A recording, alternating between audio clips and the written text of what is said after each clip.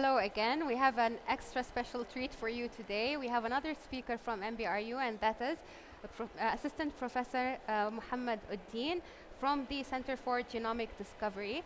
And please tell us about this exciting new project at Mohammed bin Rashid University. Thank you for having me here. Welcome. So the Center of Genomic Discovery, it's been established already. It's going to be launched very soon. Sure. Can you tell us more about it and its mission, its vision, what it's doing? Yeah, so this is an initiative that we are launching here in our Arab Health. Wonderful. On behalf of MBRU. It's the perfect opportunity, yes. Absolutely, yes, to showcase our work and Yes. our new initiative in terms of genomics. So you may know that we know how to read our DNA.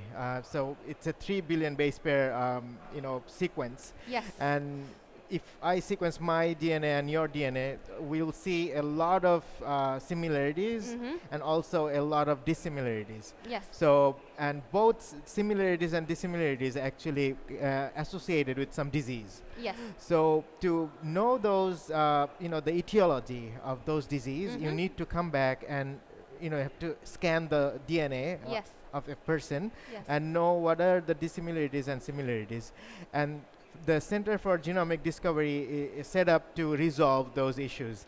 What mutation, we call those changes in the DNA mutation. So we want to discover those mutation in those genes that are causal to a disease. And those diseases can lead to genetic disease or disease that are somewhat genetic, like diabetes. Yes. So we are set out to discover genes that are globally known, Yes. have been discovered before, Yes. and we also want to discover genes that are localized for our population Yes. in UAE. Yes. So to do that, we have established a sequencing center with the collaborating Al Jalila Hospital, Children's Yes. Hospital. Yes. So we had Dr. Ahmed Abu Tayoun this exactly. morning, and he So told us all about that. he's running that nice clinical genomic Yes. lab, and we at the other end of MBRU, we are setting up our translational lab. So if you find a kid with a mutation who have been impacted with autism or epilepsy per se, sometime you can resolve the diagnosis by Yes. seeing the mutation, but then often you cannot resolve what the mutation does, or is it really causal to the disease so or you not. can detect that there is a mutation, but what its effect is exactly. Exactly, we do not know. Okay. So the Center for Genomic Discovery is to identify or discover those unknowns. Okay. So what those mutation does, we can identify through cellular modeling, Okay. animal modeling. So those are the things, usual things that we can do, and identify if these changes in this kid somehow related to the disease or Yes. not. Yeah. So applications can range from diagnosis to screening to treatment to completely new discoveries that Yeah. haven't even been made yet. Absolutely, this is the definition of precision medicine. Yes. So you want to, genomics is at the core, or you can say the common denominator Yes. for all genetic diseases. So if you can identify the causal mutation, that is your diagnosis. And that also helps managing the patient, Yes. knowing the gene involved. Yes. And also not just the patient, it has implication for broader family. Who else might have carried this mutation, and what are the implication for next generation to inherit the mutation Yes. that is disease causal.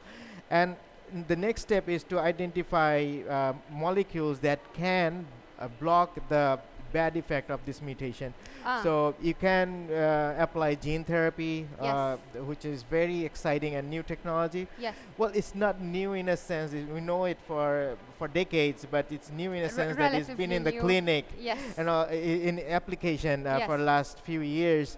For example, Duchenne muscular dystrophy or spinal muscular atrophy. Those are the disease we Very never exciting news about that one. Exactly. Multiple sclerosis as well. Exactly. We Yes. never had any medicine for those Yes, diseases. exactly, Those are highly yeah. genetic disease. Now we have therapeutics. Those are gene therapy based therapeutics. So that's the 360 degree of precision medicine. You diagnose, you manage, and you produce a solution for it, which can be a gene therapy, or in future, CRISPR is also becoming exciting. In addition to the patient-centered approach, where you also consider the patient's lifestyle, their environment, their caretakers, where they live, whether they have access to what's called as the built environment. Right. They can walk, they can reach the centers that offer the treatment.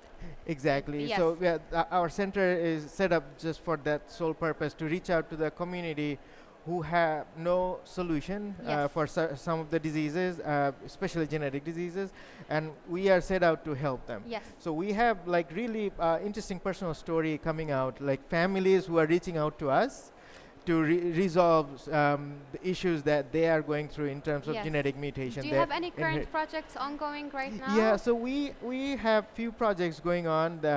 So some of the mutation that we observed in kids who have epilepsy and autism, so we are inducing or artificially creating those mutations in stem cell, and then from those stem cell we are differentiating or creating from stem cell to neurons. Okay. So because brain cell is not accessible to see what defects are going on due to those mutations. So you're simulating the same environment in the lab? Exactly. Okay. We're simulating neurons, the brain into a dish, basically. Yes. And we are observing many types of deficits within the cellular model system.